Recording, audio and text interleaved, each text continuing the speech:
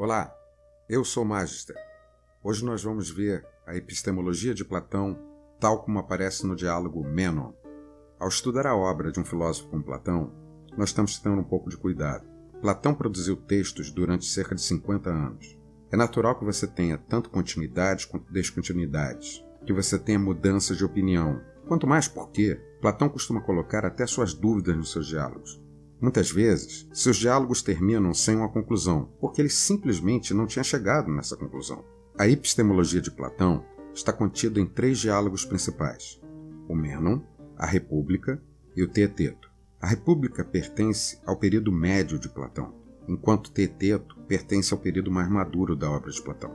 O Mênon é o primeiro desses 3 diálogos, e é o que a gente vai tratar hoje.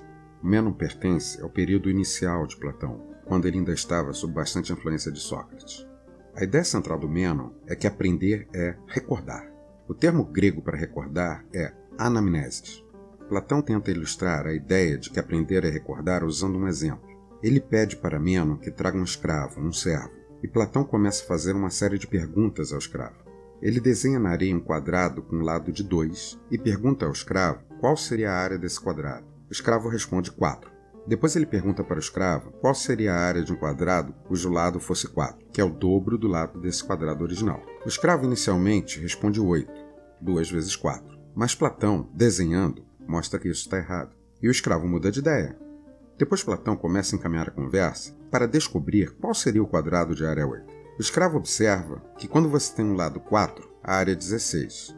Quando você tem um lado 3, a área é 9. E quando você tem um lado 2, a área é 4. Agora Platão inverte a pergunta e deseja saber qual seria o quadrado com área 8. Ele sugere o uso da diagonal do quadrado que tem área 4 e pergunta para o escravo qual seria a área desse quadrado, ao que o escravo responde 8. Em nenhum momento, Platão, usando Sócrates como seu porta-voz, dá respostas ao escravo.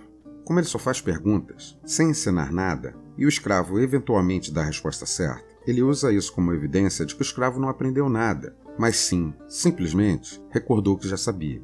Ok, o argumento não é muito forte, mas impressionou Mênon o suficiente. Mas logo Platão percebe que há um problema na sua teoria. A ideia básica é que a alma tem conhecimento antes de nascer, mas no momento em que ela nasce, ela é obrigada a tomar a água do rio Lete e esquece o conhecimento prévio. O problema é como a alma conseguiu o conhecimento. A solução de Platão é genial. Ele diz que a alma é eterna. Diferente do corpo, que começou na data da concepção, a alma não teve começo. Ela nunca passou por um processo de aprendizado, porque ela sempre soube. Ela esquece no momento que nasce. A partir daí, todo conhecimento que adquire é uma recordação.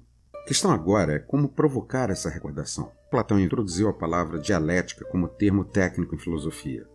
Dialética vem do verbo dialegomai, que significa, simplesmente, conversar.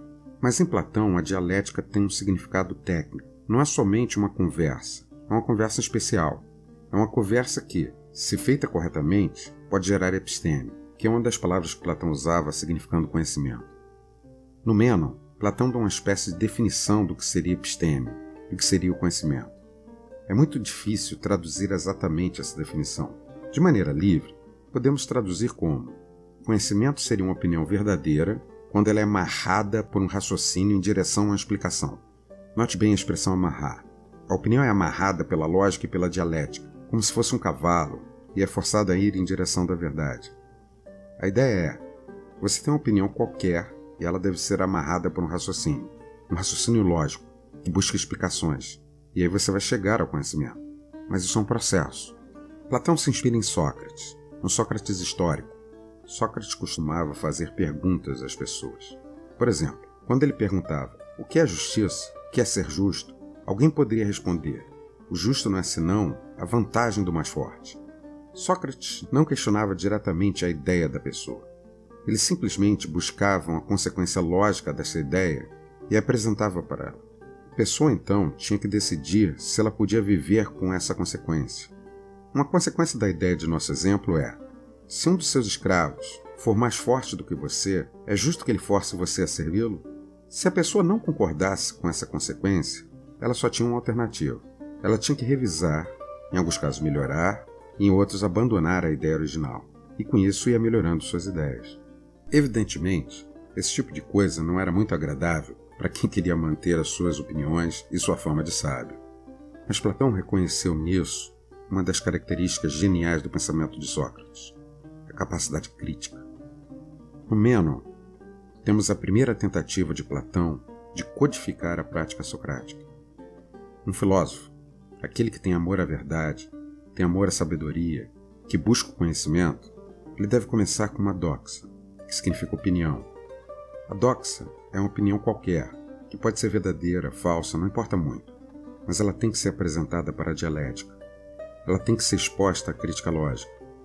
É através da amarração da opinião pela dialética que você pode provocar a recordação, a anamnese. Se tudo der certo, você vai recordar e chegar ao conhecimento, a episteme. Mas Platão reconhece que este não é um método garantido. É bem possível que você não consiga provocar a recordação.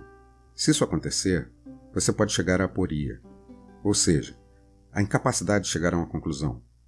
Mas isso já é um bom resultado, porque antes você tinha uma opinião falsa, e você não sabia disso. Se você não consegue provocar a recordação e chegar ao conhecimento, pelo menos agora você sabe que não sabe. Essa é a famosa ignorância socrática. Platão frequentemente comparava esse seu método dialético com o método retórico dos sofistas. Os sofistas ensinavam aos jovens gregos como chegar ao sucesso na política. Os ensinamentos deles não eram, então, motivados pelo amor à verdade, mas pelo desejo de sucesso. Alguns pregavam um relativismo extremo. A sua opinião seria realmente verdadeira para você. Então não faz muito sentido eles buscarem uma verdade absoluta que para eles não existe. O método também começa com opinião, só que não é a sua opinião, é a opinião de outra pessoa. E o objetivo é alterar a opinião dessa pessoa. Chegar da doxa para uma heterodoxa, ou seja, uma outra opinião. A retórica é simplesmente o método de mudar opiniões. Não importa se a opinião anterior era melhor do que a que você obteve. O objetivo é prático, é político e não epistemológico. A retórica não usa lógica, ela usa a erística. A erística é uma técnica que muitas vezes até tenta criar a aparência de lógica, mas o objetivo dela é convencer e não raciocinar corretamente.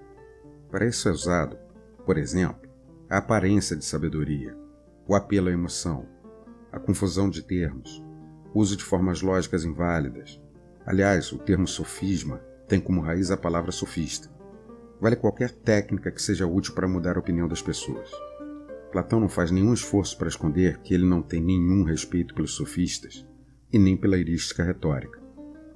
Nós podemos resumir, então, o método epistêmico do Mênon como saindo da doxa, saindo da opinião, e através da crítica dialética, amarrando e purificando a doxa, guiando a opinião, nós podemos provocar a anamnese, ou seja, a recordação do que sabíamos antes de nascer, e assim chegar à episteme, ao conhecimento. Alternativamente, pelo menos você purifica a sua opinião, sabendo que ela está errada. Você pode não conseguir chegar a uma opinião melhor, mas você vai saber que não sabe. Você pode chegar à aporia. Esse processo recebe um nome. Ele é chamado de maêutica. Por que maêutica? Maêutica é a arte da parteira. É a arte das mulheres que ajudam os bebês a nascerem. Sócrates era filho de uma parteira. E ele se considerava um parteiro. Mas em vez de ajudar mulheres a terem bebês, ele ajudava homens a conceberem ideias. Em alguns casos, a gravidez era falsa e terminava em aporia. Em outros, ele induzia o conhecimento. No próximo vídeo, vamos ver como Platão tenta melhorar essa sua estruturação do método socrático, no seu diálogo A República. Nos vemos lá. Um grande abraço. Se você gostou do vídeo, clique em gostei. Ajuda muito.